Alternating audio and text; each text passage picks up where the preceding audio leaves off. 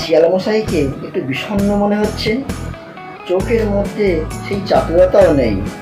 হয়তো কোনো একটি গভীর চিন্তায় সে মগ্ন আছে।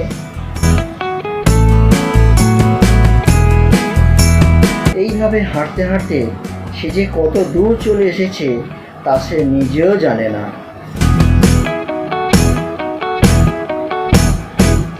আরো কিছু দূর হাঁটার পর হঠাৎ পা পিছলে সে একটি কুয়োর মধ্যে পড়ে যায়।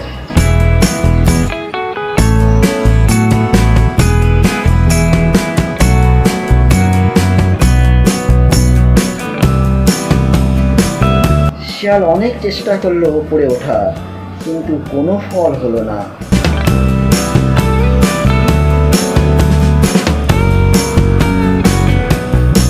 তার চোখে মুখে ভয়ের ছাপ স্পষ্ট বোঝা গেল।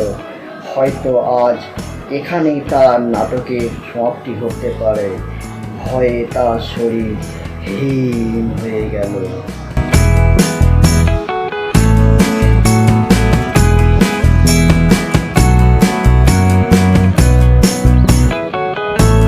এদিকে একটি ছাগল জলের খোঁজে ওই কুয়োটার দিকে এগিয়ে আসছে।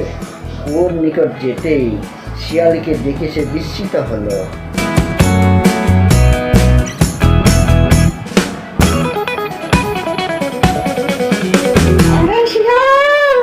তুমি কুয়োর মধ্যে কি করছো? ভক্ত শিয়াল গভীরভাবে ছাগলের তৃষ্ণার্ত করুণ মুখটি দেখতে লাগলো। তারপর বলল, আমি এখানে এমন সুস্বাদু জল পান করছি যা আগে কখনো পাইনি। তুমি যদি এই জল পান করতে চাও তাহলে এখনই চলে এসো। এই কথা শুনে কোনো কিছু না ভেবেই ছাগল কুয়োতে দিল লাফ।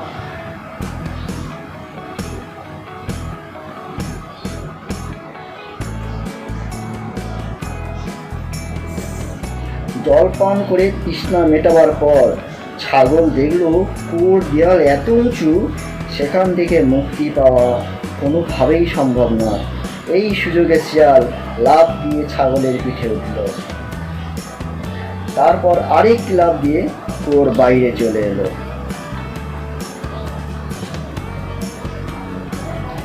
ছাগল তখন ব্যগ্র হয়ে বলল, আরে আমাকে উপরে উঠতে সাহায্য করো, আমাকে ছেড়ে যেও না। তুমি বোকা ছাগল, আমার সময় নেই তোমাকে নিয়ে মাথা ঘামানোর। এখন তুমি মৃত্যু পর্যন্ত অপেক্ষা করো। চলি বন্ধু।